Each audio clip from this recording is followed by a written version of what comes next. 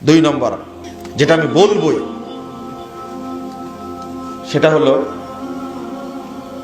টাকনুর নিচে কাপড় পরা, এই স্বভাবটা বিদায় করা যায় না? হ্যাঁ, মুসবিরুল ইজার, জি জি জি জি। হাদিসটা কি জানা নাই? কেন আপনারা এটা করেন কেন? দুইটা বাহ্যিক সুন্নাত দেখলেই চেনা যায়। একটা দাড়ি লম্বা থাকবে, টাকনোর উপরে কাপড় থাকবে, আপনাকে দেখলেই চেনা যাবে।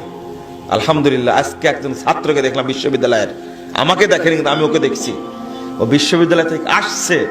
আলহামদুলিল্লাহ, মুখে কত সুন্দর দাড়ি আর টাকনোর উপরে প্যান্ট। ছেলেটা বিশ্ববিদ্যালয় থেকে আসছে, আমাকে দেখেনি কিন্তু আমি ঠিকই তাকে দেখলাম।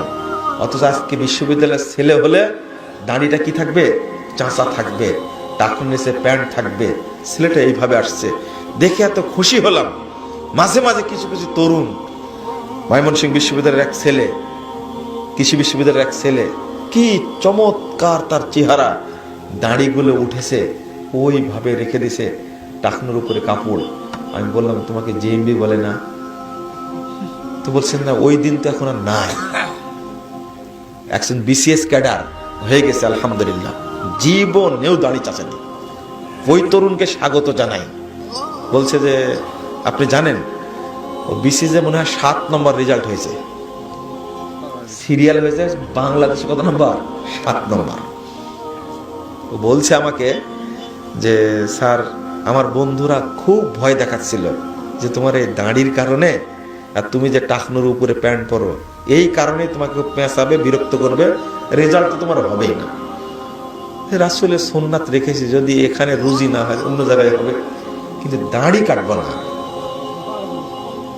বিসিএস ভাইবা দিতে যাবে, চিন্তা করেছেন?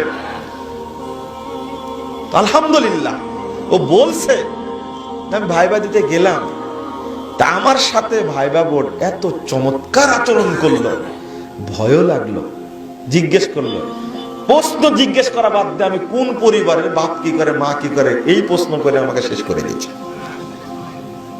ভাইবার সময় শেষ, 22 মিনিট রাখছে। বলছে 22 মিনিট রাখছে, আমাকে তেমন প্রশ্নই করেনি, শুধু আমার চেহারা দেখে আর কোনো প্রশ্ন করেনি। আলহামদুলিল্লাহ, ও জানে যে ছেলেটা ছোট থেকে মুখে সুন্দর দাড়ি রাখছে আর কোনোদিন সালাত কাজা করেনি, এই বিসিএস ক্যাডারের মাধ্যমে বাংলাদেশের কোনো ক্ষতি হবে না, কোনো দুর্নীতি হতে পারে না।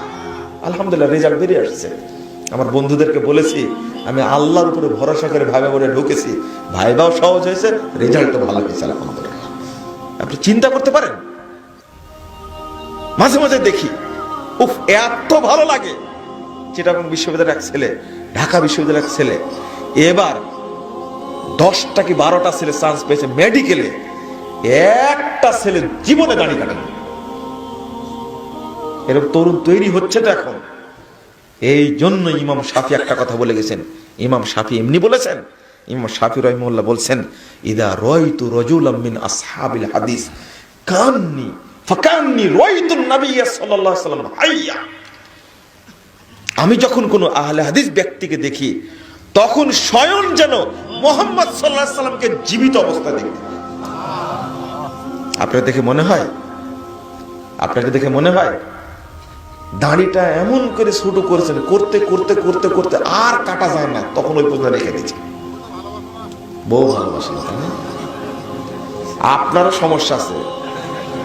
আপনি বিয়ে, আরে ভাই, আপনি বিয়ে করেছেন ডিমান্ড নিয়ে, আপনার বউর কথা শুনবে কেন? চিনি না, পালসার গাড়ি নিয়েছেন আপনি শ্বশুরের কাছ থেকে, হতে পারে না এটা?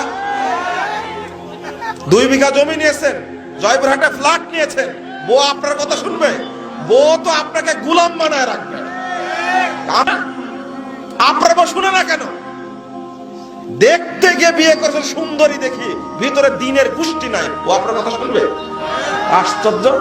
আরে যদি মা যদি হাজেরা হয় আর বাপ যদি ইব্রাহিম হয়, ইসমাইলের মতো সন্তান হবে, এতে কোনো সন্দেহ নাই। কি বুঝাতে চান? আর যদি আপনি ঠিক থাকেন, এই অভিযোগ করার সুযোগই পাবেন না। বউকে আগেই বলবেন যে তোমার এই বাড়িতে ভাত হবে না, তুমি চলে যাও। ওই সাহস আছে কি? না, ওই সাহস তো নাই। বউ আপনাকে নিষেধ করবে যে তুমি দাঁড়িয়ে রেখো না, বউ তো সাহসী পাবেন আপনাকে দেখে। এ কথা বলেন যে কেমন মহিলা আপনি নির্বাচন করলেন, কথা বুঝতে পারেননি?